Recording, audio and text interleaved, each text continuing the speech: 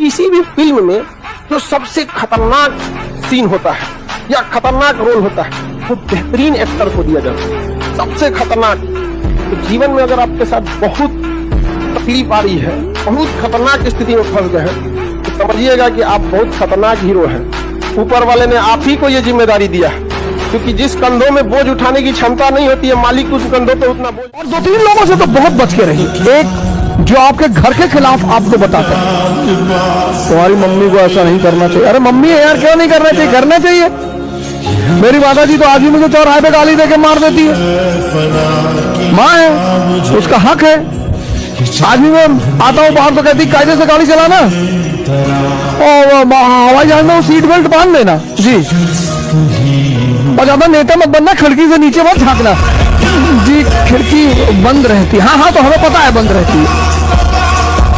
माँ है। मासूम लोगों की सबसे बड़ी कमजोरी क्या होती है कि वो चालाक लोगों पर भी भरोसा करके उसको अपना समझने लगते हैं। मैंने देखा है कि एक टाइम के बाद हर कोई बदलने लगता है। उम्र भर जिस रिश्ते को हमने अपना समझा था वो सिर्फ हमारा एक वहम था।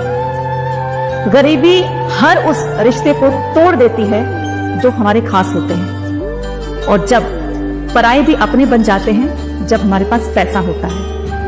इसलिए अगर जिंदगी में सुकून पाना चाहते हो ना, तो मतलबी लोगों से रिश्ता रखना छोड़ दीजिए। जिंदगी में अपने आप आपको सुकून मिल जाएगा। भागे उसके पीछे मत भागो सर, नहीं तो जिंदगी भर पीछे भागते रह जाओगे। जो भी तुमसे कहे अब तुमसे बात नहीं करेंगे, रखो रखो वो रखो वो रखो वो रखो, नेक्स्ट दूसरा लाओ भाई।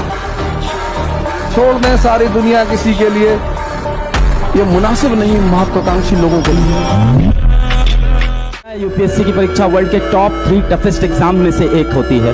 सबसे पहले चाइना का गाओकाओ आता है, दूसरा इंडिया का आईआईटी एडवांस आता है और तीसरा भारत का यूपीएससी सिविल सर्विसेज का एग्जाम आता है। तो आप जब भारत के नहीं विश्व के टॉप 3 टफेस्ट एग्जाम में बैठ रहे हो तो कम से कम अपने आप को इस बात का क्रेडिट दो कि तुमने इतनी हिम्मत तो की कि वर्ल्ड के टॉप 3 टफेस्ट एग्जाम में आप कम से कम पार्टिसिपेट तो कर रहे हो।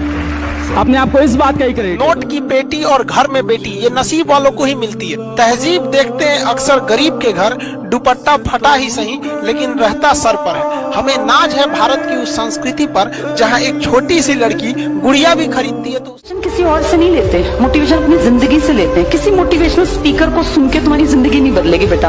अपने घर की तरफ देखा करो, अपने कमरों की तरफ देखा करो, अपने पिताजी की तरफ देख लो, अपनी माँ की तरफ, और सोचो आज से 10 साल बाद जब ये बुजुर्ग हो जाएंगे, इनके कंधे झुक जाएंगे, तब रोटी कहाँ से आएगी? कल को बीमार भी होंगे वो, ये सबके साथ होगा, क्योंकि ये सच्चाई है जीवन की। उनके इलाज के लिए खर्चा कहाँ से निकालोगे?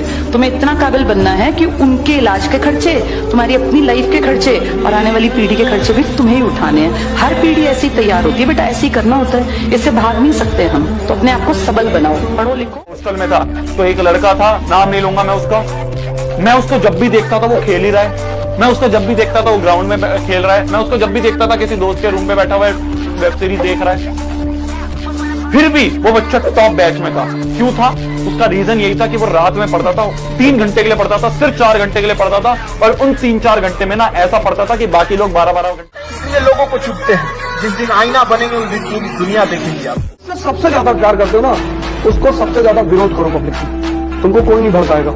कुछ चीजों को कभी शो मत करना, शो करके मत करना, ध्यान शो करके मत करना, पढ़ाई शो करके मत करना, प्रेम शो मत करना। समाज को बर्दाश्त ही नहीं होता। अभी तुम 10 घंटा पढ़ो, अगल बगल वाले इंटरेस्ट में आ जाएंगे अगर देख रहे हैं।